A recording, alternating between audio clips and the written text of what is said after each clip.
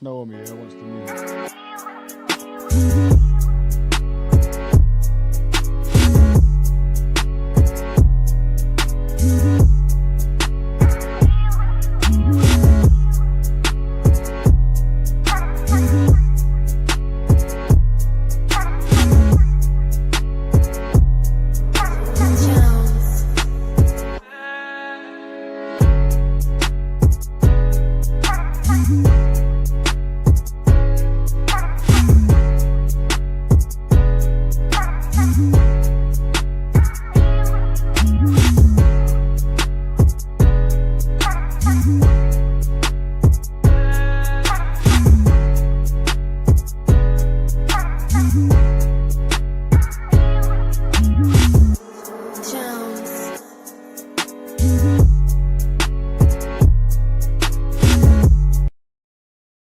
Saying it a few times. You people Mate, subscribe, tell them. I'm going on channels with big followings and they say it. Welcome everyone to Gooners Therapy. Special edition for you today. We've got Marty Ovens. Hope I've said it properly. Not Martin Ovens. Marty. Marty. Straight up Marty. Big Marty. Big Marty. And of course Rang Kalako as well. Right. Yeah, he got that. Obviously, Come on, man. Realist Gooners here. As usual, we're here. Remember, guys, like and subscribe on the road to 1,000. So make sure if you're watching, you like and Let me subscribe. get in the thing so I can see the comments. I think we're going to start off first, Dan, Mark, Ryan, with Champions League because it's just happened right now. We'll start off with Arsenal, of course, because this is the Gooners Therapy after all. Dan, I'll go to you first. What you saying, mate? Another great win, mate. Another great win, man. Clean sheet again as well. Solid as a rock. And then we've got Mikel Merino with the brace. Our number and nine. we are number 9. And we had this conversation when you knew that Gyökeres was injured. And you was like, oh, it's a massive move. I'm saying it's not a massive move because for me, I don't think Gyökeres has been setting the world alight. And I said, we bring Mikel Merino in. It's not a big drop-off. Yeah. It's not a big drop-off. And he's proven today, once again, that he can get the goals. And he's got an eye for goal. Right position, right time. I didn't watch the whole game because I flew back in it from Casablanca. So I didn't watch the whole game. So I caught it like end of the first half. But yeah, from what I saw, it was a good game. Solid performance. Defensive performance, once again, clean sheet, and the record just keeps going. The train just keeps rolling. Record. I think, have we equaled it or beat it since from 1903, yeah? Set in 1903. 1903. 1903. So is that more than George Graham now? More than George Graham what was in 87, I believe, that was 7 clean sheets. Yeah. And in 98, which was Wenger's. And I've also read today that he's got the best win percentage in the Champions League as an Arsenal manager. Yeah. Ooh, Arteta. Arteta, literally, he's got all the records. He just needs the trophies now. So, Dan, I'll ask you this. Can Arsenal win the Champions League this season? Yeah, because remember when I was asked before, Premier League or Champions League, what one do you think we'll win? I was more confident we can win the Champions League, especially with last season, what we done. We got to the semi-final, slapped Real Madrid in the quarter-final, obviously, unlucky against PSG. So I think maybe we can go one step further this season. I'm not saying definitely you have 10 bad minutes in the Champions League, it can all go wrong for you. But yeah, I'm feeling confident, feeling quietly confident. Would you say we're favourites? I'm looking at the other team. We see what Real Madrid done today. I'll be honest. Looking dusty again. The only team that I've not say fear, but the only team that I'm thinking that could stop us right now is Bayern Munich. And it's going to be really interesting. Yeah, obviously sleeping on PSG? No, look, PSG, of course, quality as well, but Bayern Munich have scored 50, I think after today. Did they win 2-1 in the end? They got 2 anyway. So I think they've scored 56 goals or something like that. Yeah, and even I'm thinking about Man City and Liverpool as well. As much as we lost against Liverpool this season, innit? Yeah. Drew against Manchester City as well. So I'm still looking at those 2 teams as well. We come up against them. That's not going to be easy stuff. So yeah. But yeah, I'm quietly confident, man. We could do it, but it's going to be hard. Not going to be easy, man. Mark, you done the watch along on AFTV, so and you was there as well. I went there. Okay. No. What did you make of the game today in general?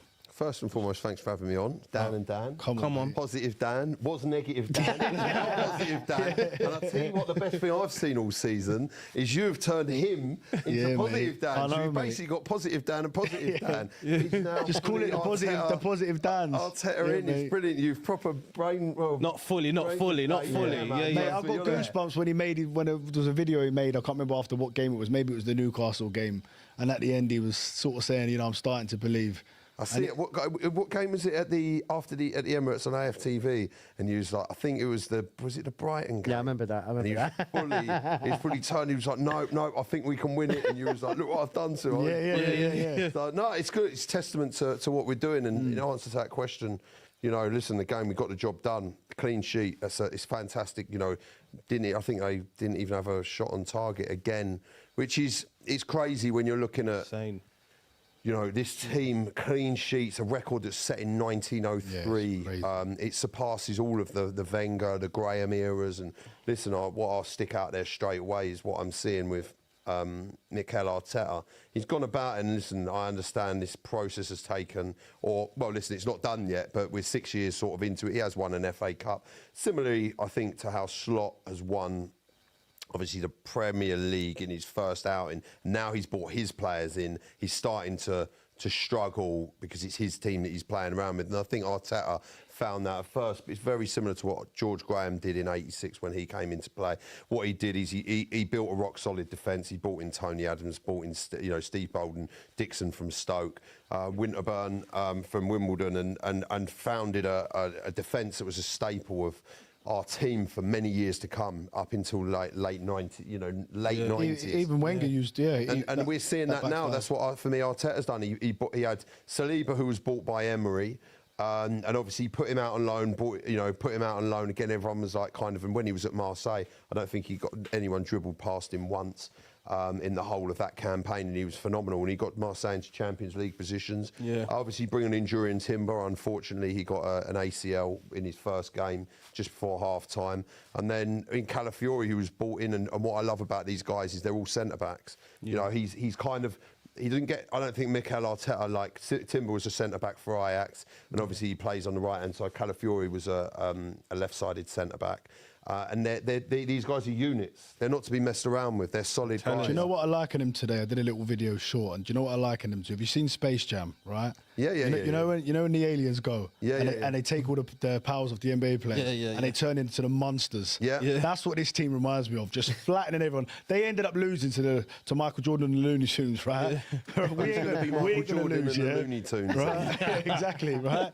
But they're just so big and strong and physical, and I think he's built this team. I've said it so many times. He's built the team in his image, what he wants, and he's gone to the archives. Arteta, he's gone to the archives, and he said, you know what? He's looked at Arsenal. He's definitely looked at George Graham teams. He's looked at. Remember, we became quite a pushover. They used to say we was a pushover. Exactly. Now we're back to being bullies. And what you got to look at as well is George Graham was a midfielder, stroke forward for Arsenal. And in the late 70s, obviously in the early 70s, we won the double. But then into the 80s, the late 70s and 80s, they were a bad, barren time. What do they both have in common, Mikel Arteta and George Graham? They both played for Arsenal. They were both captains for Arsenal. Yeah. And they've got a unique feat that they've both done. And now they're both managers. No. What did they do, though? There's something they've done. Both played in Scotland. FA Cup, is it? That's a good What about the FA Cup? They managed the FA Cup win and they played in the FA Cup win. There you go. Right, okay, yeah. No, but the Scotland one was... There's a lot of similarities. And what it is then obviously they've added in the midfield players, some fantastic... You've got Declan Rice, who's, absolutely... How good is he, guys? Like, you know what? Let's go to Ryan, because Ryan usually is very negative, right? I wouldn't say negative. I'm a realist. Is this what you've tried to do here? Open to new information. Even it up with balance it out. I was happy when I knew was coming about him, because he might end up turning him back. So you've got to be careful. I see his face change when people say things like that. Do you know what I mean? Don't worry, it's all right. What are you saying, Ryan, now? Surely, like, look, it's been 10 wins in a row. Yeah. Right? 10 wins in a row, 8 clean sheets in a row. It's unheard of stuff. To see a team not even conceding goals, not even conceding shots, winning every game, it's phenomenal. Like, surely now you must, in your hearts, believe that Arsenal are going to do something special this season. I like to take things slowly. I don't want to get carried away. But if you're going to ask me if I'm generally happy, then yeah. I just want... You can't tell me you ain't got excitement in you. I want thinking... I just want consistency. We've got a bit of consistency now, but we need longevity. Let me land on the thing. Obviously, we've had like nearly 6 years of him, innit? And obviously, I'll give credit for 22-23, 23-24. Thing I'd say is 22-23 didn't get the squad depth sorted. Saliba went out, and we lost that. Now, 23-24, if we had a striker from early, I think we would have wrapped up the thing. That's my thing. So obviously we lost by 2 points. We might have won by 15. That's how I see it. 15, now, no, I'm keeping it real. We've been on about 105 points then. Brother, that's what I'm trying to say though. Like if he's like, look, he's made errors in the sense that he likes to have his own philosophy, his own starting lineup. For a long time, we were playing just the first 11, you know. Yeah. Big up Ben White because he carried us. Well, I always say Ben White is a 7 out of 10 every game, but the problem is he's got a man 9 Timber who's a 9 out of 10 every game. But I'm saying, do you remember 23-24? We signed Urian Timber. That was our man. Yeah, Ben White had to run that the whole thing. Man sacrificed his health as far as I'm concerned, the way things are going. 100%. So this is what I'm trying to say. Like that, besides Timber, we had a more or less full first 11, but no bench. Now, okay, look, we got to give Berta credit. I still personally think Arteta wouldn't have made all these signings. It's Berta, isn't it? Yeah, and obviously we did. Give him credit, no, I'll give him credit. I'm saying the left wing, obviously we were missing. I like the fact though that Trossard has stepped up a bit. A little bit, obviously, the fact that the thing is, though, obviously, Martinelli's been injured, isn't it? So, obviously, I like the fact that they have competition. I like the fact that Gyökeres might feel Havertz is breathing down his neck. Like, I personally think Gyökeres, minus the last few games, a bit more than a few games now, has been starved of service completely until recently. Now, he's got to take some personal... Saka set him up, didn't he? Yeah. I mean, he set Saka up. Yeah. So, like, last game. I mean, personally, like, from a personal point of view, he's got to take accountability. Yeah, for whatever's in his control. But he wasn't in control before that. Now, we just needed someone else on the bench to give him that kind of pressure, And, people always talking nonsense about, Saka took the penalty off him. I don't think that would have affected his confidence as such. But for me, look, we have a first 11 plus a bench now. I'm sorry, it'll be criminal if this team doesn't win anything, aside from the manager as well. Listen, look... Are you at where I'm at, right? Because I'm feeling confident at the moment. Quietly, but not overconfident. The way you said it was And I keep saying to Dan, I'm waiting till January to see where we're at. That's what I'm waiting for. Yeah. And in January, don't get carried away. If we're 10 points clear in January, then what? We were 8 points clear. We were 8 points clear. Remember, we were 8 points clear and we lost the league. So let's not get carried away. Boys, that's totally different. The team's totally different now. This weekend, right? We play Saturday 5:30 Sunderland, right? Yeah. Without Gyökeres. But we don't know if Gyökeres. No, he's out. He's out till Spurs. Mikel Merino. I'm not concerned. I keep telling you, I'm not concerned about Gyökeres being out. If we win, like we just said, we go 10 points above Liverpool, 9 above City. You know when Gyökeres plays, the pressure on that game, on them two teams, if we win that game, but if we don't win it, and we draw, it gives the initiative to them. And if Liverpool... You've turned into the negative one. No, I'm just saying. That's why it's so big. I'm not being negative. I'm saying it live today. We are gonna look more fluid with Mikel Merino up top against Sunderland. That is gonna be welcome to the Premier League for Sunderland. Let me get your opinion on that then. That's a big statement. I know he scored 2 goals today, but me and Dan... If that was ever Gyökeres, you'd be going mad right now. Yes, I would, of course. I love Mikel Merino. Them goals were Gyökeres. Mikel Merino is another one that everyone slated Arteta for. And it's turned out to be a great signing. No, but he signed him as a midfielder. Everyone slated him as a midfielder, and it always comes. Do you know what? My thought on this is right, and I'm going to be honest with you. I see there's options even in that position. I reckon you could stick Calafiori in there, like if you had to. Mikel Merino, do I have a problem? Listen, like I said, I've heard. When I've gone for Mikel Merino in a team selection, the maddest thing is I've had Arsenal fans go, oh, what are you going on about? Oh, it's a bad team. Oh, what do you know? You're talking rubbish and all this. He's useless. Mikel Merino's like a piece of cardboard and all that. I'm like, mate, this geezer for the last seasons, he's played in the 6, the 8, the 10, the 9. Exactly. Next you could probably play the guy in goal. Like he's doing what you want as a player. And when I say squad player, every player he's not been the great squad in the is a squad player. Though. So Gyökeres is a squad player, Zubimendi is a squad player, Ray is a squad player. Yeah. It's a team, right? What I'm saying is a team player. He's a utility player. That is what you need from your player. Now 100%. Tonight, right? Listen, albeit Slavia Prague, right? Is there? I get it, but they're in the Champions League, and in the first 20 minutes, everyone's going, they're playing really well. We're going to have problems here and all that. But then obviously Arsenal turned on the style.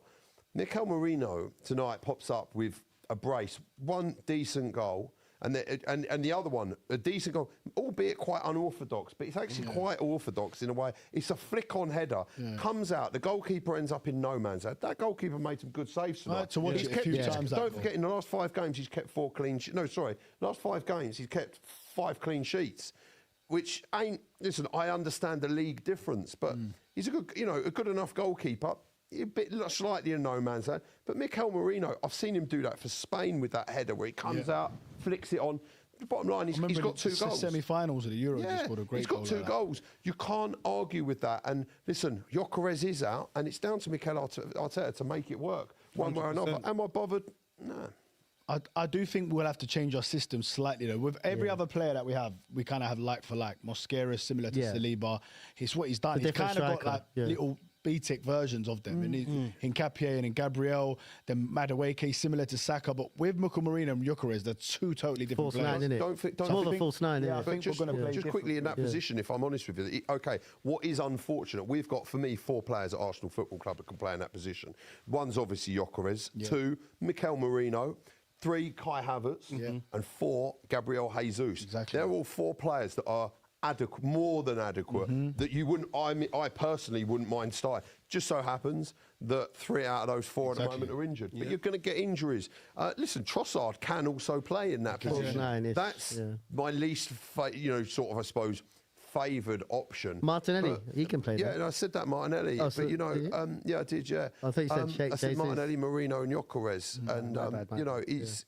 And, and obviously Havertz. Oh, sorry. Yeah, Havertz. No, I didn't, actually. I make you right on that. Martinelli. For me, I really like Martinelli as a 9. He's the most influential out of all the ones. Essentially, he's better. He's better, essentially, And I'll tell you why. The reason why I really like Martinelli as a 9 is the amount of times that Martinelli would have criticism because he'd play on the left-hand side and he's very much put the ball in over the top. He runs onto it, he sticks his head down and he charges down. He might beat a player or whatever. But then he runs to the touchline and he doesn't kind of know what to do with it. Now, if he's in the middle of the park, when it's just you a goal. That, you're in front of goal. You're in front of goal, exactly. So all you've got to do is put it in front of you. It's like Eze to him in the Man City game. There you go. If that was on the wing, man would be doing some next thing on the side. Like, look, he's improved, but I'm just saying, like, the decision making has not been great on the left. Look, we have to give it, say what it is. Remember Liverpool when we lost at Anfield? Everyone's like, "Oh, don't play Martinelli." Things have changed a bit now, innit? But that's where we were. Now, if he plays centrally, people forgetting under Emery.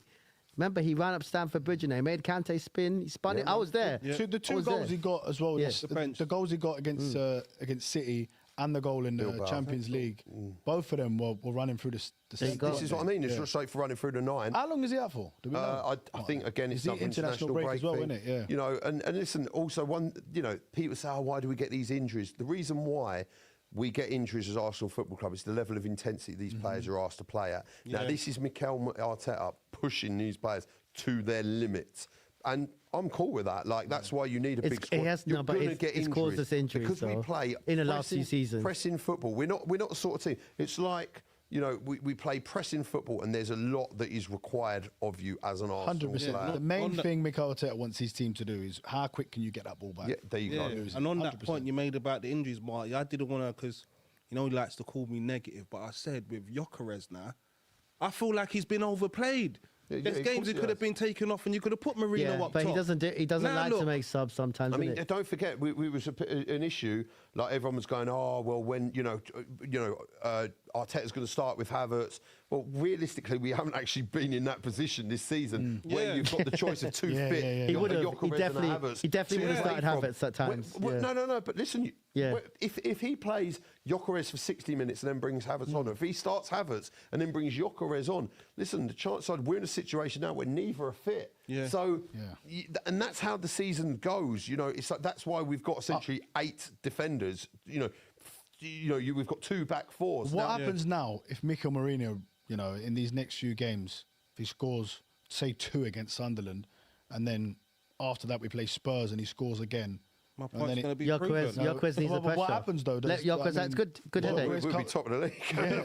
It's a good headache. What happens is we will go nuts. It's literally a good headache though. What happens? There'll be more question marks over Gyökeres and how good. Would he come back into the team? That's the question. Well, listen, Mikel Merino, one thing I've said about Mikel Merino, I do genuinely believe at the end of this season, when we go on to win something, which I genuinely believe as well, Arsenal fans will realise how important Mikel Merino is to this side. For sure. And listen, I'm not just singling him out. I believe the whole side is, and I believe at the end of the season as well, that it's funny to see, there's a lot of people that have talked a lot of trash about Arteta. He needs to go, he's out and all that. And so imagine getting rid of that guy. I heard a lot of that.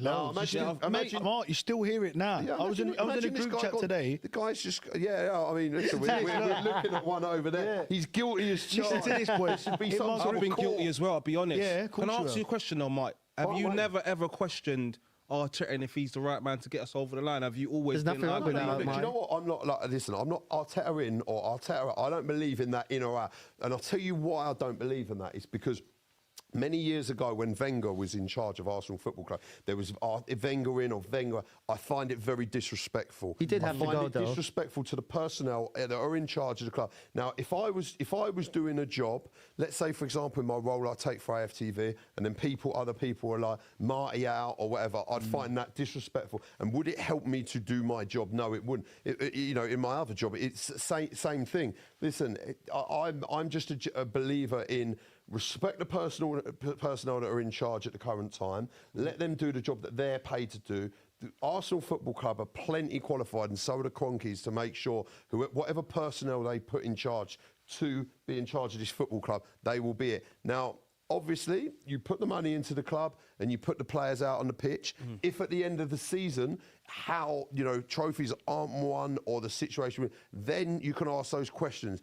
Is now Mikel Arteta, if he's sat there, which, listen, these players do watch social media. Of course, you can't get away from it. 100%. You turn the TV on, you turn YouTube on, and it's there. If you're, this stuff is, especially we live in an AI world where this stuff is tailored suit. I turn my TV on and all that content comes on YouTube naturally. So the point I'm getting at is that going to help him do the best job? If you've got some Arsenal fan, no disrespect, am I qualified to make a decision? No, I'm certainly not, because I don't work for Arsenal Football Club. And, when these people that are in that position, if they're seeing people slandering them or slagging them off, is that going to help them to do their job? No. Me as a fan, I look at how my conduct would best suit to help my club that I love and support.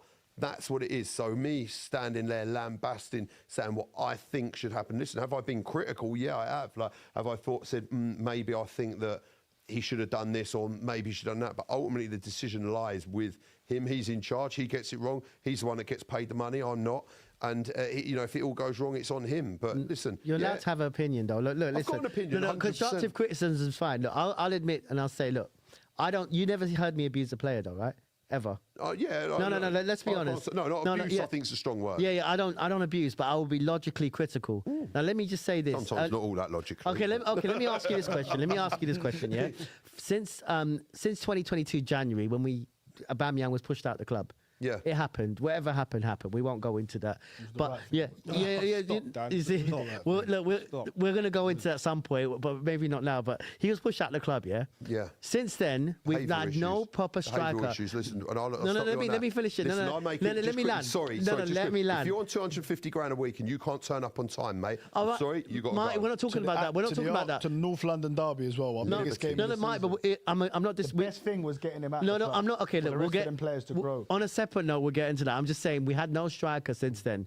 3.5 years, Marty. Yeah, we can't. We're talking about Eddie Nketiah, not on that level. We're going to talk about other players that have got shoehorned into the position. Last summer, we could even talk about every transfer window since. Yeah, he wanted to make an experiment with Gabriel Jesus, number 9 shirt, didn't work. Yeah, get Kai Havertz in, number 9. We've seen it. No. Let me go into it. Yeah, let me go into it. As a number 9, we nearly won the title as a false 9. I'm not going to take that away. But in general, as far as I'm concerned, it wasn't influential enough. Now, 23-24, Mikel Merino signed. Yeah. Fair enough, we've shoehorned him in, and it's worked. Yeah. But still, what other club does this? Taking I'll tell you what. Let me finish. Let me finish this. Let me finish what I'm saying. We took these risks, and I think it's very logical to say, look, you're a manager. You're managing a professional football club. It's not Sunday League. You need to get the right players in the right positions. Gyökeres was on our radar in 2024 as well. Other strikers have been available. You know, it reminds me, I don't know if you remember, even in 2013, we had Giroud in 2012. Loic Remy was available. We didn't get him. Yeah. For the years we linked. didn't. No, but he would have, look, for 8 million from QPR at the time, and we had no striker that was out and out. Giroud was not... Who signed Loic Remy? In the end, Chelsea. Yeah, what happened? Look, I'm not taking that away. Wasn't he? Huh? Yeah, but I'm just making... Yeah, but different clubs. Giroud was fantastic. Look at Isaac at Liverpool right now. We know what Isaac's capable of. This is the point. So, but look how good Loic Remy was at Newcastle. Okay, can I just go into this? Right, so this is my point. Listen, just because you go and iron out 150 million quid in a striker, it don't mean it's going to work. I'm not disagreeing with that. Now. But we didn't get anyone. We didn't get anyone, Marty. What people don't understand, right? What people don't understand with this process, right? This process started, right? It started in the year 2000 when we started. There were plans to build this stadium. The amount of finance that this stadium took, and bear in mind, we are not a club that has had Sheikh Mansour come in or whatever and just go, right, cash injection. Don't get me wrong, our owners have given us a cash, there has been cash coming in, but the process, Arsene Wenger promised us, he turned around before this stadium was built and he said, listen, we're building this stadium so that one day we can compete with the likes of the Bayern Munichs, we can compete with the likes of the big boys, the Real Madrids, and that's what we're doing now. Now, sometimes quickly, sometimes slowly. Of course, I'd like it yesterday because we live in an Amazon Prime society. Everyone wants things delivered right here, right now. But it doesn't always work like that. And what I'm saying, like, say with this team, it's like, you see, sometimes it takes... I generally believe this team will dominate as long as all the pieces stay in place, like your Artez. What Berta's doing is he's locking down all these contracts. Now, we go on to win something this season, which I believe we will. I believe we will create a dynasty and we will emulate what Man City have done. And don't forget at the same time, and this, I say it's no disrespect, one of the only sort of teams in world football that Manchester United are going through a huge slump now. We've gone through that. Arsenal Football Club are the only club that has never been relegated in all its entire history. Let's not talk about history. We're going to turn out like Liverpool. We do things but let's not. That's how Liverpool were in the 2000s. We do things in a certain way. We do things in a certain way. And has it taken a period of time? Yes, it has, 100%. And I get that. But the team that he's assembled now and the complete squad, it does take time. Like in those transfer windows, listen, we got Marino and Calafiori, who are, and we had Sterling at the same time. Two of those players. Sterling at one time, 5 years ago, was probably one of the best players in the Premier League, and he's won it all in the Premier League. Did he know that he was going to turn out to be such a flop? If I'm honest with you, when we signed Sterling, I was kind of like, that's a good, especially on loan. I was there I thought that could work out because I knew his calibre, but it just so happens he was absolute toilet. It is what it is. Not every player's going to work out, but generally they do. Not, Wenger signed some absolute duds. Look, I just want to say on that, Marty, a lot of people saying, he says it to me a lot of the time, bring up the players that didn't work out at Arsenal, but most of them are peripheral players. Yeah. The Lokongas. Yeah. But then... Sorry, the Fabio Vieiras, these sort of players. But the core 11, look at our starting 11 now. Look at our starting 11. They're all Mikel Arteta successful. Not taking that away, but look, you didn't answer the question on the striker. Why, as a professional football club, did we not get a striker? Sorry, I'll get to that, and I went a bit around the houses with it. The reason why... He's cooking.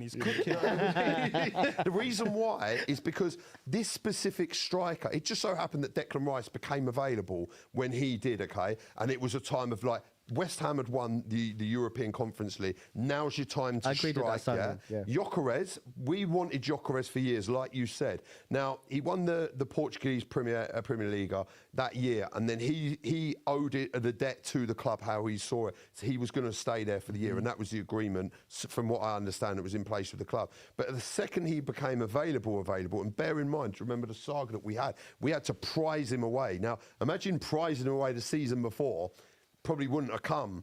And is he the right guy? Is he not? Listen, Havertz, don't forget, Havertz has got, people forget, he's got pedigree. This guy's won the Champions League with Chelsea, scored the winning goal in the final. The guy can be clinical. Should he be more clinical? Yeah, at times. But we're noticing now how we have a great problem when them two come back. We're just touching on the striker thing. It's funny you said that, because I was on Football Terrace today. Sorry, did I answer that?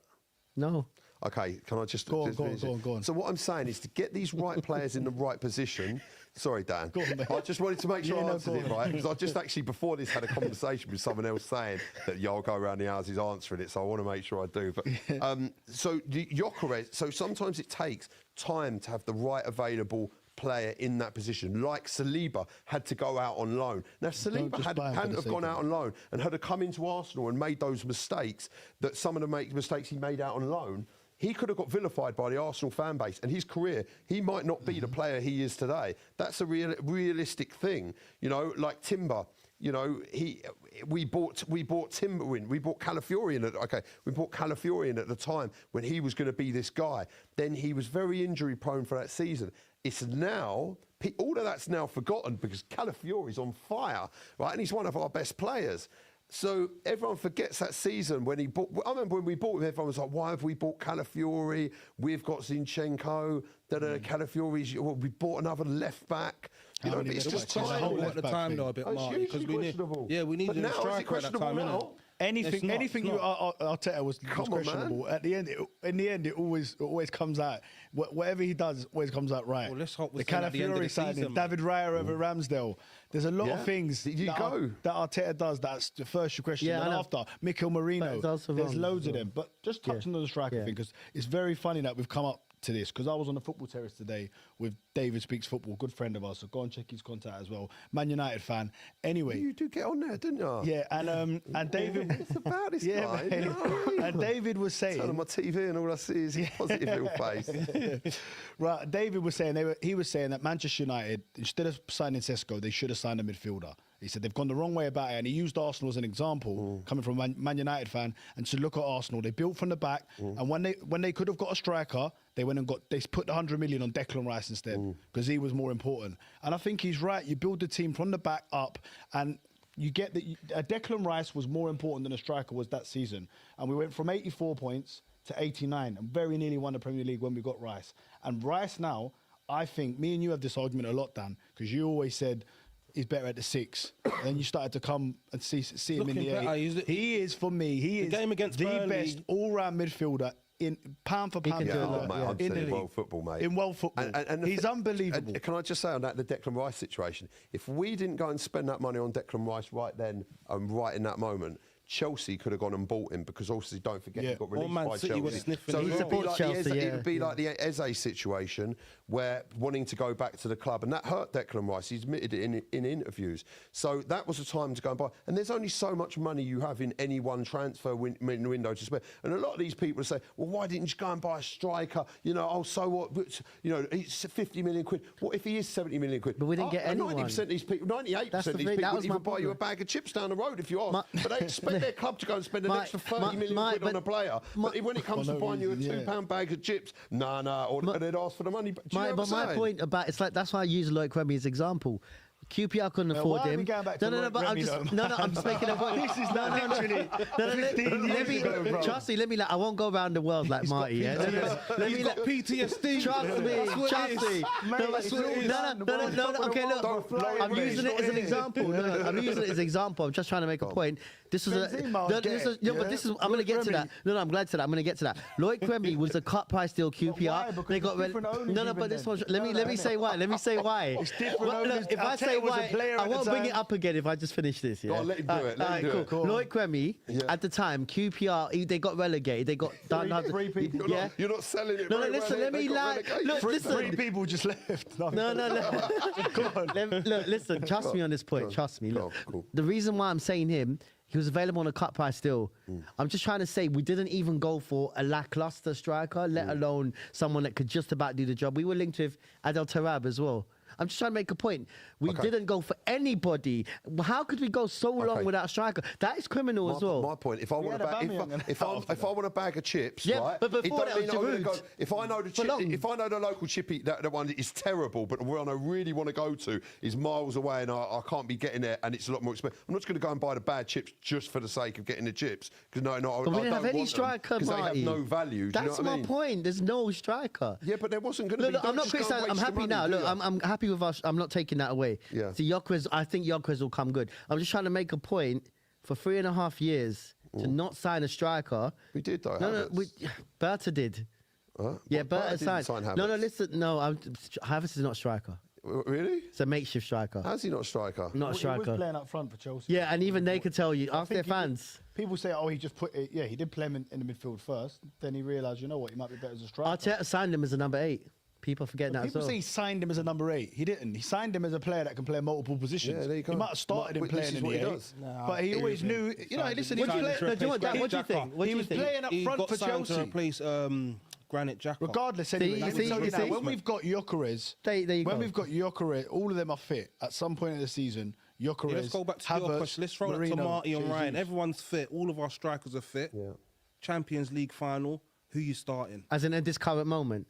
Yeah, it's hard, you know. It's a tough one. Do you know why? Yeah. The thing is, and I'm gonna stick this out here, right? Is listen, Havertz has done it in the Champions League final. He knows what it's I'm about. starting Havertz right now. He knows what he's doing, man. Listen, the guy. Listen, someone that's been there and got a T-shirt. It's still risky though, isn't it? He's clutch. But listen, yeah, I mean, look, I think the reality is the situation. If it's not working out of Gyökeres after 60 minutes, you bring Havertz on, and that's it, or the other way round, vice versa. There's options. It's an interesting question, but listen, Havertz has done. This is the thing as well. Depends on the team for me. Havertz got a lot of grief and a lot of stick from certain parts of the Arsenal fan base. Yeah, He hated him. Now he wants him in. I have as well. I've given him. He just likes to moan. That's what it is. It's not not that I don't like to moan, but when you wanted Gyökeres, now he hates Gyökeres. When a player's not playing, I feel sorry for your missus. hindsight. She's all right, mate. Yeah, she's all right at the minute. When you look back in hindsight, and the player's not there, then you can say, you know what, maybe I was being a bit harsh on Havertz. Now I can see what's bringing. Yeah, that's it. I'm a bit critical. That's why you call me negative. Havertz offers something else up front, the same way Mikel Merino does. Not the same way, but I mean in a different way. They offer different things up front. The thing is with Gyökeres, and I don't agree with this at the minute because we bought Gyökeres to score goals, but when he's playing, it seems that everyone's marking him and our wings are more free than they were last time. Gyökeres is in the right place at the right time as a striker. With Havertz, he always used to drop in. And I used to be screaming at the TV. It's a false nine. Yeah, that's it. I was screaming at the TV, why is no one in the box? Where are you, Havertz? Where are you, Havertz? But now I can see what he does. Yeah, and I can't wait for him to come back. Let's go on to some questions now, innit? Because we ain't got too much long left. But the first questions I'm going to ask is just what we're going to do. Then we'll go round in it. So we'll start off with just what do you think Arsenal's going to win this season? Everything. Dan. I just keep saying to you, Dan, stop asking I know, but listen, early, Dan. You're in football YouTube content now. You're going to be asked these questions. You've gone early. I'll see you running around the Emirates the other day going, we're going to win the quad. We're going to win it all. Multiple trophies, one trophy, what? Premier League? What do you think we'll win? This super team that's just won 10 games in a row, not conceded for 8 games. As it stands, where we're looking at the moment, I'm going to put my neck on the line and say Premier League and FA Cup. Nice double. Last time we finished second 3 times in a row. That is our double. We've done it 3 times before, 71, 98, 02. Could we do it again? Mark, what would you say? You said to me before a lot, but do you think we'll win a lot? Did I? No, look, I'll be honest with you. There's no reason why this team can't win. If we win a Carabao Cup early doors and we keep this defensive prowess up, where teams, the thing we're getting now with teams when they're faces, and the message we're sending out is we keep a clean sheet against Sunderland, and then let's say it goes into Chelsea and Tottenham, teams are going to be like, not how do you beat Arsenal, how are you actually going to score a goal against them? Yeah. That will end up being, and that's just going to send a message. It not makes other teams give up, but then you're talking a Carabao Cup competition, you get that wrapped up early, like Feb or March or whenever they've decided they're going to play it this year. Then, and by that time, if you're in front in the Premier League, other teams will start looking at, God, like, they'll look to where they're wasting their time. It would really be on then, though, wouldn't it? If we win that Carabao Cup and we're 5, 6 clear or 7 clear, you know what I mean? You're looking like you're on for a double already. Not to be negative. You could win a treble. Also, we could win a treble this season, but also, I'm not being funny, we could end up potless as well. Yeah. Oh, Marty, realness. It could happen. Listen, listen. If Gabriel got injured, Rice got injured, maybe say, I don't know, another player, and then we lost a couple of games by shipping a few goals. I mean, listen, these things do happen in football. Let's be honest. I've seen this. I've watched football for years, but on a more sensible level, as well. You lose a game in the last minute, or on a more sensible level. If I'm honest with you, for me, all Arsenal need to do this season is not step it up a gear, just stick with the consistency. Just keep doing what they're doing. Keep boring out these games. Keep nulling off these teams, and just keep their grip. They're very good at strangulating and suffocating teams, and like luring them into this false sense of security. We did it today, and then we found a way to win. You know, we nicked whether it was a penalty, it was a clear-cut penalty, 1-0 at half-time, and then this team are going in at half-time thinking, well, no one else is scoring against them. Like, let's just maybe not make this a bit silly. And then the goal goes in straight after half-time. It's 2-0. Well, the last team to score more than 2 goals against us, they know they're not going to win. It was Luton, and that was over 3 years ago, 100 plus games ago. So this is what crazy. These are the messages. You remember, like Manchester United when they was in their era, their real era. These statistics they had at Old Trafford. Other teams, that is still sort of slightly set in stone a little bit. Ish today, but these stats, these give fear factors about teams. Of course, 100%, 100%. Favorite? Rai got. Oh no, sorry, Rai. Right, this season. So basically, but you've gone round the blocks again, and you've not said what you think we're going to win. I have. I said, I think we could win a treble. No, but so do you think we'll win their treble then? So you're going for a treble. That's what if you're picking. You're saying 3 trophies this year, yeah? I definitely think we'll win. I do generally believe we'll win 2. Yeah. He was very diplomatic. I'm going to go with that 2 as well, though. Premier League. I thought you was going for a quad, Dan. No, I think we can win the quad. Yeah, you did say that. If you had to, Ryan's definitely going for the quad because he told me earlier. Yeah, and the community shield. I would say at the very least a double. At the very least a double. We could win the and we could win the treble. For some reason, the FA Cup, I feel like that might elude us. Yeah, so do I. Right? I feel like, but you know, like I said, the Carabao Cup. I've said I think the Carabao Cup. At least he's got experience of winning that. I think the Carabao Cup is more important this season for us because we win it early, get the feel of winning. That's what I want. I just feel like if there's going to be anything sacrificed, it ain't going to be the Champions League, it ain't going to be the Premier League. So if we've got 3 games in a week, FA Cup, big Champions League game, like a knockout stage, and a Premier League game, a big game, I think you'll rest players for the FA Cup and go for the Carabao Cup. So I'm going to go for a treble, Carabao Cup, FA Cup, and the Champions League. Does Arteta's record in semi-finals not concern you a little bit? That is one thing that does concern me, I have to admit. It does concern me. This season, I think he puts that right. You know, he's also got to a lot of semi-finals, which shows he always goes far, but I know what you're saying.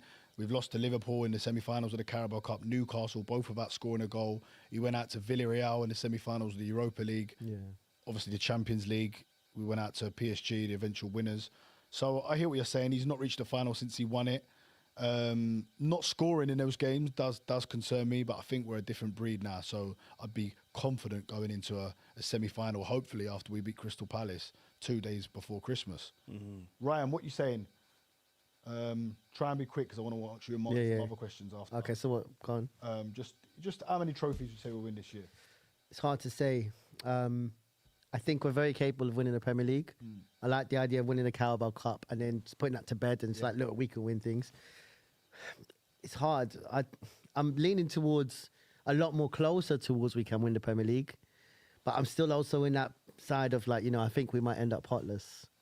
So you're going to go for no trophies? Yeah, like obviously it's not black and white, but yeah, I don't think... asking the question in Jan, Dan. It's too early to be asking. Yeah, I agree with that. You just say what you think now. It doesn't matter if it comes true or not. You just say what you think. I know, but this is the problem with Arsenal fans. Everyone has something in their head that comes to them. We've done this for several years. I know this season's better though. I'll give it that. It's football content. It's YouTube. People, I hate it when I say this to people and they go, "Oh, don't ask them these questions." Well, then you're in the wrong domain, mate. Game because you're here to answer questions. This is what we're here to do: talk about football, predict, make stupid predictions. Yeah, they're going to bite us in the arse at a later date's week. Exactly. Mate, Gary Neville and Carragher, sat behind a computer. Gary Neville and Carragher, they do their predictions at the start of the season. Let alone after 10 games. Jamie this is 10 games in. Jamie but anyway, let's go to Marty because we asked everyone this that comes on. The first game you ever went to, if you can remember it, was obviously at Highbury. Yeah. Do you know who we were playing? I do. Derby. Boxing Day 3-0. Alan Smith scored a header after David. What year was that? 1990. It was Boxing Day. So we won the league that year? Or we did, yeah. 91 we won the league, right? Yeah. It was I actually went to quite a few games that season. After that, I went to the Villa game. That year, we only conceded 18. It was 18 goals. And we only lost one game, right? One game to Chelsea. We lost 2-1. We conceded 2 of those goals because Tony Adams was in prison for drink driving at the time. After crashing his car through someone's front garden. I mean, imagine William Saliba doing that nowadays. You know what I mean? And he's walked straight back into the side after doing like 60 or 30 days in the They'll never allow this era. Never. And he's What a time to be alive. Yeah, I know. Listen, that's classic early 90s, you know, for you. But listen, my first real game that I really remember. I mean, I watched it probably 200 times on a VHS as a kid. Was the 88-89 Anfield game where we beat them 2-0. That was the first. But then, how old would you have been then, Mark? I was 8. I was 8 when I watched that. But there's other games. It was on a Friday, wasn't it? Friday night. It was massive. I watched and I had to delay it because there was traffic. There were other games that I watched. I remember the Tottenham in '87, the League Cup final. I remember watching that. There are other games I can't. 87, we didn't win it though, did we? Yeah, no, we didn't. Yeah. No, semi-final. I remember watching 93 double. Yeah.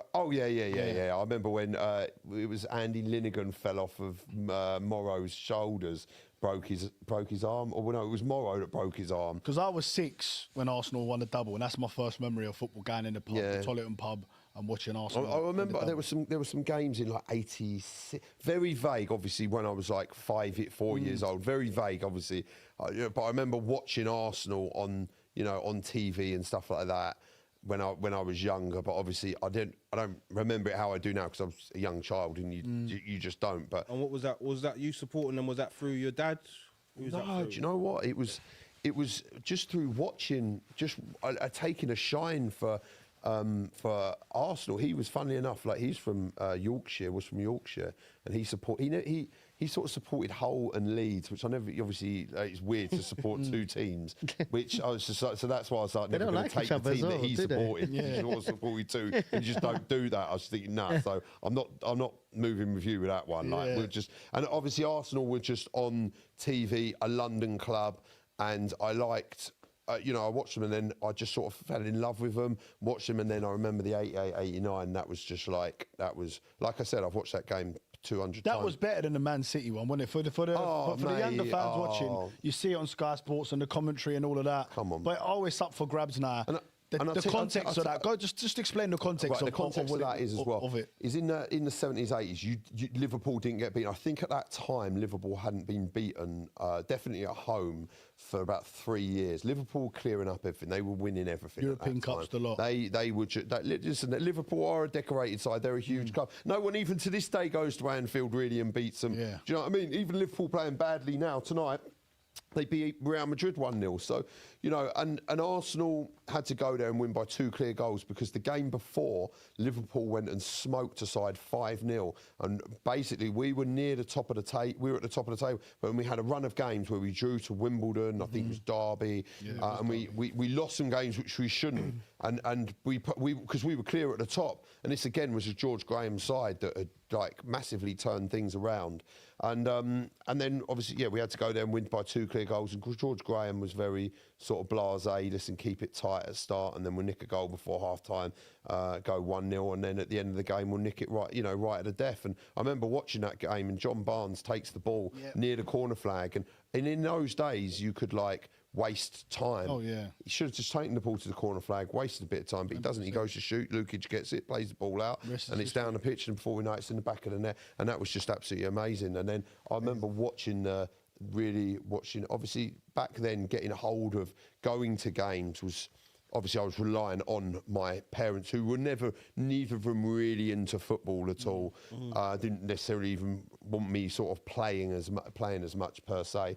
And so in 1990, I went with a friend of mine and his father, because he knew I supported, and I was friends with this guy at school. And then, went to, started going to games in the 1990. That for me was my favourite ever season. One, because it was the first season that I pretty much probably remember every single game. I remember probably every single goal scorer and every single result pretty much.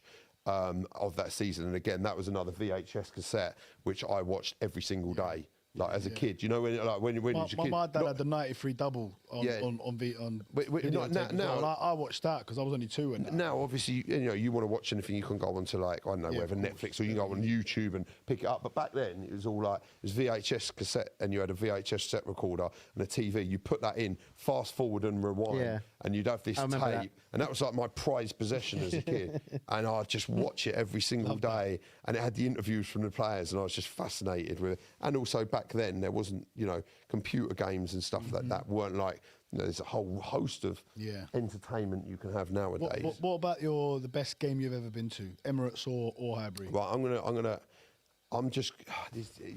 the best game I've ever been to. Yeah. I know you go to every home game now, right? Yeah, I have for years. I've been to thousands of Arsenal games in my time. Yeah, I've got a season ticket obviously for years, and the best game I've ever been to, without doubt, is the Arsenal versus Real Madrid game, the 3-0 at the Emirates. That game, I think it was the whole of.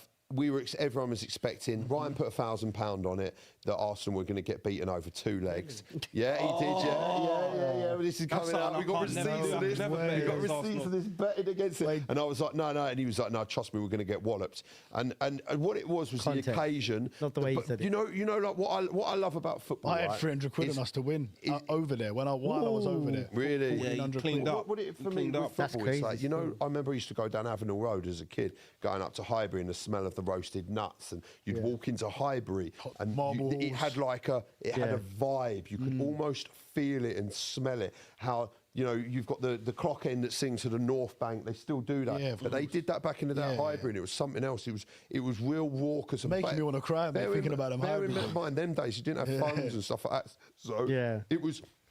You haven't got a load. You didn't have. Didn't have a load of tourists there on their phones. Everyone there was up for it, up for it. And I'm not saying people tuned are in now. properly. You're tuned in. Can I ask, did you go to Arsenal v Liverpool when Henry got the hat trick? We'd just gone out to Chelsea in the Champions League. Just gone out to United in the FA Cup because I went. The game at Highbury. I was only 14 years old. When Henry skinned Carragher. Yeah, I was only 14 years old. That. And with the Real Madrid, that's my favourite. We were demotivated back then, I remember. And obviously the Champions League game against Real. Liverpool scored as well first, and we had to come back. Another one of my most favourite games was when the King Henry came back, and he scored that cup final goal against Leeds. Yeah, man. Honestly, that was off the chart. That goal's in the intro video. Was absolutely mad. Like.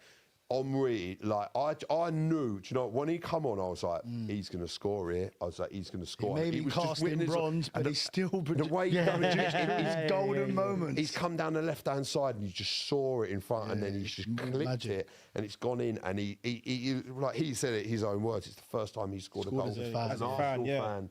And I just thought that was remarkable. But listen, that Real Madrid game, we watched Declan Rice. He was literally in front of me because I sit by the dugout, fourth row, and I said to the guy next to me, like obviously Declan Rice, I went, I fancy Declan's to stick this in. He went, no chance. He went, we never scored free kicks. He went, this is round. I went, nah, seriously. Anyway, stuck it in the top bin to place, gone absolutely bananas. That night was people jumping over people, and I love that in football. Yeah, that night was something else, man. Honestly, I can't wait for them Champions League. But then he stepped up again. We've got a big one against Bayern soon. He stepped up again. I went, do you know what? I went, he's going to do this again. Yeah, I had to film it because I never film stuff at football. Well, I do now, but I never used to then. Mate, before I started doing content, then that's when I kind of got into it. But I filmed him scoring that goal, the second one. I got it on video. Yeah.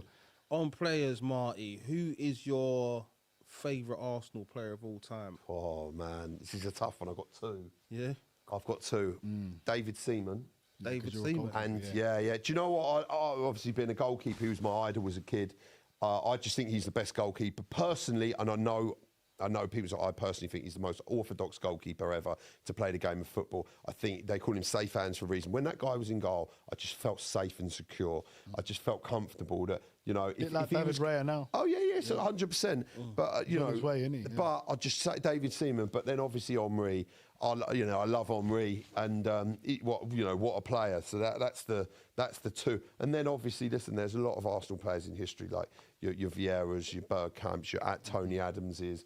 That I love, that I think, in fact, even modern day Declan Rice, Eze, I love Gabriel, I think, and David Raya, I think they're fantastic players. I really do, and I really rate them. I really like Jurriën Timber. I love that bite and that needle. But all time, it's got to be Henry and David Seaman. It's hard to differentiate for the we're different being a goalkeeper as well. Obviously, that because he was my idol as a kid. Yeah. But then obviously the Henry for me is just the epitome of having the best player in the world in your team. Yeah. Saying that, going around, and obviously you're winning things as well. So we've got the best player in the world. Because for 4 to 5 years he was. There might have been a year or two we battled it out with Ronaldinho, but he was the best player in the world. And having him in your team, the guy just. Come on, he was just a cool guy. Yeah. He could do everything. He had everything. Yeah. Henry made me. I fell in love with. You started me off now, but I fell in love because of Dennis Bergkamp, 97, 98. He was the man. Obviously, Henry wasn't there, and Bergkamp was my idol, my hero, who I idolised. But as I got older, and then Thierry Henry come on the scene, they were both there at the club. But Henry just took things to another level. The way he could just run past 3 or 4 or 5 players and score a goal. Va-va-boom. Yes, Arsenal. And it was the arrogance of it, scoring free kicks, telling the ref, is that enough? When he scored goals as well. Like, just that whole demeanour of it. This is it. So I've said this before, right? And this is, I think, how I'd epitomise Thierry Henry in a few sentences was, there was a situation with a free kick, he sticks it in the goal, and then the referee calls it and goes, oh, no. So then he's like, what? So then he sticks the ball down, he rams it in the net, and he's like, what, you want some of that? Yeah. And then he's the kind of guy, right, that then he'll be like, do you know what? He'd be like, I'm going to score a goal, right, and I'm going to take it past your entire team. Or I'll head it in, or I'll shoot from outside the box. But do you know what? Listen, boys, there ain't nothing you or any of your team can do about it. Because if I want to stick this ball in the back of your net, mate, it's in there. If you got him angry, it was game over. Game over. All the ex-players come out and talk about him as well. There you go. Yeah. Let's come to Ryan on his games, innit? You're the best game you ever went to. Oh, it's a sticky one. Was you at Madrid at home? No. It was the Arteta out protest. Yeah, we sticking a ground. Okay. No. You know, from the Arteta out protest. This guy, I swear down. Do you know what? I'm gonna say Henry and Van Persie when we made that comeback at the Emirates against Man United. Yeah. So until great game. Until about 83 minutes. And then Van Persie. Yeah, he broke his leg while he scored. He broke his metatarsal. That's it. Van Persie, yeah. So I'd say that. I was going to mention that game earlier. Henry, that header as well. Many headers. That's it. Boué crossed it in. Boom. And it was just like, and it was good because people forget that Man United team until about 2009 were the best team in the world. And we did the double over them in 06, 07 when we were in severe decline because of the Emirates at Old Trafford, the Fabregas had a Bayot thing. Obviously, I couldn't go away games back then. It was a bit difficult for me. See, I'm nearly every game now. But, that home game, because obviously we thought, not again, United on the run. And obviously the rivalry was still, even though the rivalry died off a bit, it was still there. And it's just, boom, Henry's goal. And then his celebration as well. Obviously, Henry's celebrations were another thing. We loved them, innit? But I'd say that, man. That way. And Ryan, with you, I know you do AFTV. What is you do some sort of acting as well? You do? Yes, I work in the film industry, so I manage shoots, mainly commercials. I am in a lot of shoots as well. Yeah, because I see you've got quite a lot of followers as well on Instagram. Yeah. I see you all in the comments and everyone. Yeah, I've seen him in loads of comments. He's everywhere. But everyone, the fans, they're demanding, they want his comments. Before I knew who you was, I'd see it in the comments. But what does Ryan Colacco think? Yeah. And I was like, who is this guy, when bro? You said, you're into acting, I was thinking, acting like you don't love Arteta. No, well, he's got a role coming up in Saturday. I won't say what. I don't know if you can say it yet, but you told me the other day. So you'll be seeing him on your screen somewhere soon. I'm about, man. What's your handle just for people watching and that as well? So at Ryan, RYAN _ and then spelled like Colacco as it says Cola, COLA, CO in it. Yeah, we're going to get you to post this as well on your, because I know Marty did it, but we need to get you to post it on your Instagram and that. Definitely, I'll definitely at least share it, man. Get it out there, man. Yeah. You know what I'm saying? Story and that, so yeah, man. Yeah, I appreciate it, man. Dan, there was some other questions. What was it? Get them up there for us. Some other questions. More questions. Fire away. But be careful. But just be careful because he might run around. He might run around the whole thing again. You need another 3 hours for me to answer them. We've got about another 5 minutes, so we'll do this. Oh, don't tell him that. Arsenal 11. No, you know what? Do you want to do that, or do you want to do the Invincibles combined with this year's one? Because we've done that, and at the start of the season, I'd love to answer that. Yeah, I think we should do that because at the start of the season, I'd done that. Oh, it's hard though. I had Timber in, and I was getting slated for this. You can't, Right. I'll be honest with you. The thing It's hard is, to touch the invincible. Say it, Marty. because they didn't lose a game. I had Declan Rice in, It don't I had matter. Timber in, and That I had don't Saka in. They were the three. That That don't all matter. time. That don't matter. All right, go all time. Go That on, doesn't go matter. all time. That all time. Yeah, you want me Go to on hit it then. up quick, yeah? Yeah. Go on and Right, do all time. Right, so David Seaman in goal. Yeah, Centre back, you've got to go Tony Adams alongside, and I'm going to stick this out there. I think Gabriel deserves to go in there, and I'll tell you, I'll tell you why is from what I've seen even over this, the way he scores an assist and he defends like an absolute monster. But Sol Campbell, Gabriel as is so on that, if I'm honest with you. But the thing is Sol Campbell won things. It's hard to put Gabriel in it because he hasn't I know what you mean, though. I'm with technically you on won it as anything. well. No, I get it. Left back, I've got to go with Ashley Cole. Of course. Yeah. Just because I think Arsenal is the best Ashley Cole that anyone's ever seen. Oh, yeah, 100%. Full stop. Right back is a tough one, but I've got to go with, it's either Dixon or Laurent, and I'll probably edge it Do with... you think any of them have performed to how well Timber's performing now? Laurent's done it for long invincible. enough though, ain't it? Laurent's invincible. And look, listen, Laurent was an absolute animal. Like He was. He was very similar to Timber. was. And he's won stuff, so that's why I stick Laurent in there. He was, listen, that guy, I loved him. I had him on the back of my shirt. at Like, one you season. would not want to taking play against him. He was a rough, He tough, was. dangerous We signed guy. him as a midfielder. Yeah, when as it used well. to go off, he was one of the first ones in there, front line. He used to dink penalties Yeah, against he Tottenham was. as well. He was, He's yeah. a legend, He but was, remember? I He don't was know. a It madman, might innit? just because I'm witnessing it now. But what Timber's doing is nothing short of phenomenal. Like Lauren would have probably What are we been. playing? A 4-4-2? Play whatever Whatever you want. formation you want, mate. Man, you've given me too many options now. I'm going to go with just a... I'll go with a 4-4-2 just for the sake. Vieira in the middle, he's got to be there. Yeah, of course. 100%. You can't put anyone else. And do you know what? I'm going to... Gilberto Silva so closely gets in there, but I'm not going to put him in there. I'm going to put Declan Rice in the middle as well, just because I think Declan Rice is a phenomenal football player. I do just generally think he's that good, and I think he's going to go on to have a phenomenal career. So that's that. Then on the right hand side, I'm going to stick Perez. The right. The right, The right. the left. You mean Sorry? the left? right. No, the right. You're gonna have him on the right. No. Actually, sorry. No, I'm going to stick Saka on the right. I'm going to stick Saka on the right. I was going to say. I'm going to stick. It's a good question on the left-hand side. Perez. Yeah, that's the big period. I think, yeah, Perez. 14 goals he got in 2004. Yeah, and then up front, I'm going to listen. Up front's a tough one. Omri's got to be there, and I think Dennis Bergkamp has got to be there. But then also I would potentially could put Ian Wright there as well. Righty. Just because they're two highest goal scorers. No, do you know what? Actually, I'm going to put Wright and Omri up top. Dennis Bergkamp out of your... No, he's on the bench, man. I'll bench him just for this game. I'll bring him on after about 70 minutes if Righty ain't performing. Dennis Bergkamp. No. Do you know what? But Righty scored more Righty's the goals. reason I He's a support goal Arsenal. scorer. But Righty and Omri would be absolutely devastating. And I think with that midfield behind, listen, no one's getting through Vieira and Rice. Let's have it right.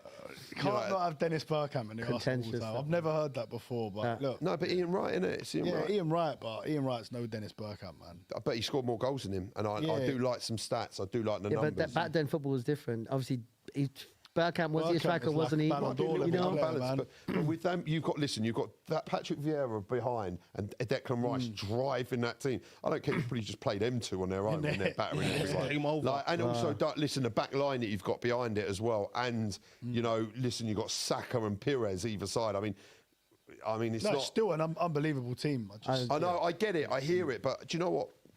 I had Van Persie on the right wing. That's who I had. That's a good shout, actually, man. on the But right do you know wing. what reality is? Van could play on the Persie right only had a good Yeah. But right on the couple of free, innit? seasons. Yeah, that's different. Yeah. And plus, He went what he done. I know, look, but Ashley Cole won a load of Sanchez things is at a Arsenal shout. first. Sanchez, Sanchez. look, is he the best player of the Emirates era, Sanchez? Could potentially be. Ozil, listen, I think Ozil he was a is. baller. Yeah, he is. Ozil Yeah. was unreal as well. Ozil was yeah. a baller. But Ozil I actually could have don't think great teams. Ozil's up there in terms of that. I think Sanchez is way. Yeah, There's a lot of good Mate, players. There's a lot of good players that get missed out. in there. Fabregas, Santi Cazorla, yeah. Yeah, I think for me, Cazorla was slightly too injury. But Fabregas at Arsenal was a little bit lightweight-ish when he was at Arsenal, but obviously he's gone on to do great things. Still a top performer. He really wasn't carried the team many times. But I just think in midfield, I don't think you need to play. I think with Declan Rice and Vieira in that 4-4-2, I don't know any. That's a formidable central midfield. Go on, Ryan. Let us go on. Give us yours then. And okay, so what do you want? Invincibles and current.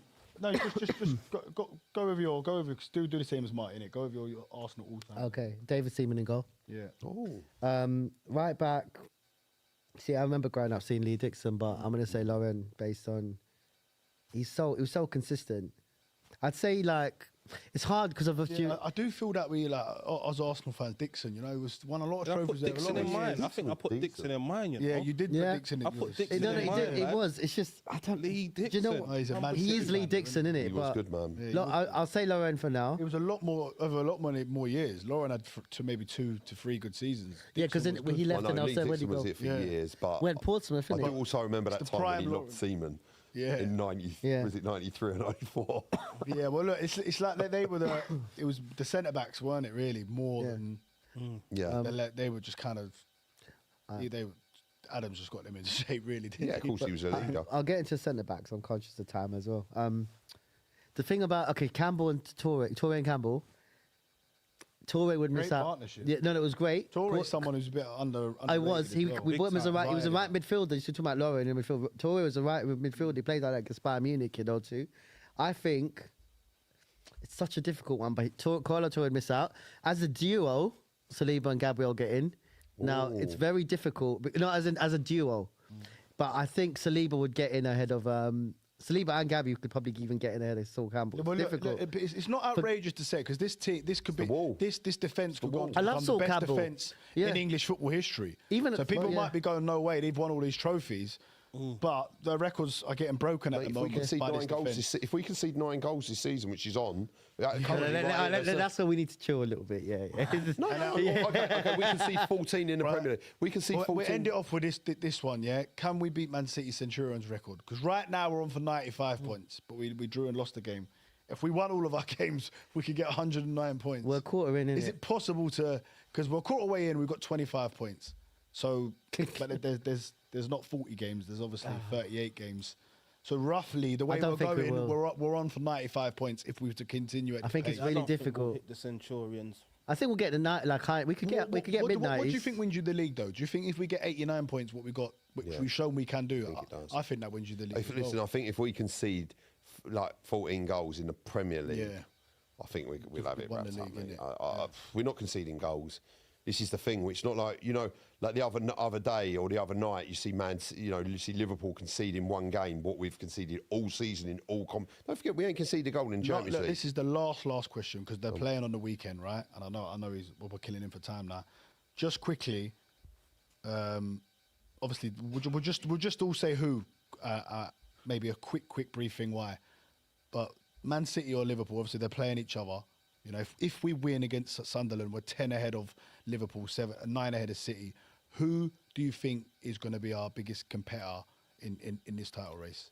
Manchester City. I'm scared of that robot that they got up top at the moment, but do you not think that Liverpool, they've just beat Real Madrid? Real Madrid looks shit, Listen, one thing Liverpool, they've lost 4 games in the Premier League. Yeah. There's no team that have lost 4 games on a bounce in the This is modern era, though. No, since 1970. But if City lose to Liverpool, they both lost 4. So it's done. That's what I'm saying. It's modern era, bro. Yeah, you can't. I know it's modern era, but no one's. The last time a team won the league, we would have to lose like 3 after losing 4 games in a row.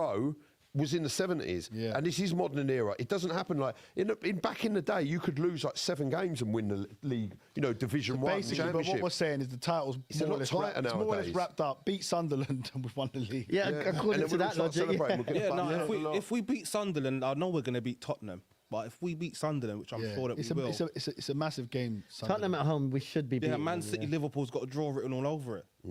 I hope so. A draw will be perfect. If any of them win it, they will have momentum. They will have. If Liverpool beat Real Madrid at home, that's a big win for them tonight. And if they go and beat Man City, they will be the rut will be very much over.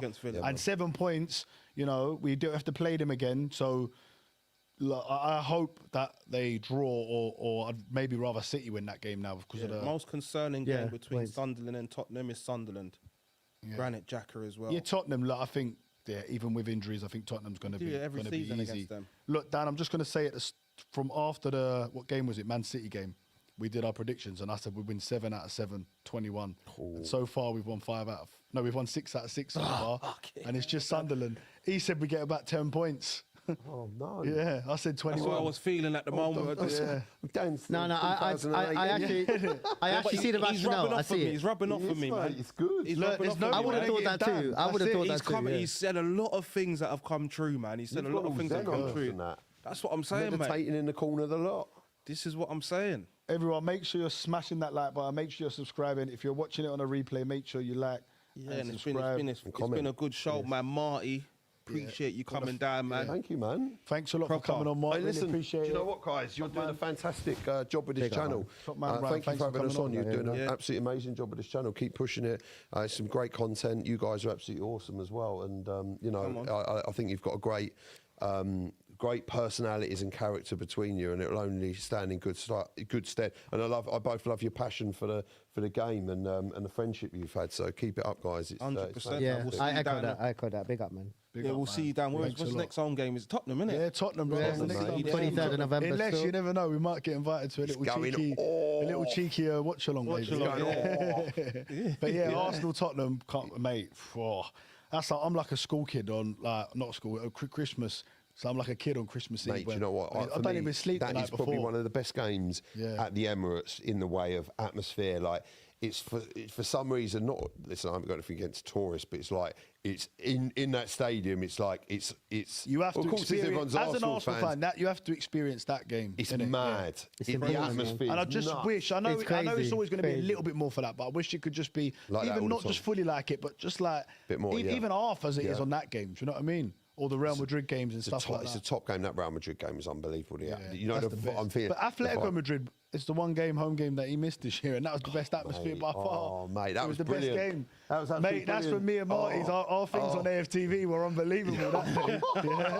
You should have seen it. Oh, it's so good. I remember seeing that we scored 4 goals in 13 minutes, and we were there, and it was just like goal. And we was all jumping over it. It's mad. It's brilliant. Love it, mate. We've got some great fans coming this season, but I think we better wrap up. Our engineer here, Mirage Studios. Big him up, man. He's been. Big up every time. Anyone that's been watching along as well, thank you for watching. Yeah, thanks everyone for watching. And sorry that we didn't get to read out any messages in the super chat today. Was it super chats? Yeah, super chats. You need to read super chats out quickly. I know it, yeah. But you need to. If people are paying for super chats. No, not super chats, sorry. Comments. I wish they were paying for them. Hopefully one day. Oh, yeah, Just comments. We need to get to the 1K subs first. Yeah, we've got to get to the 1K subs. Then we can start getting monetized and, Oh, yeah, cool. So please, guys, help us get to that 1K subs, whether you're watching this live or on a replay.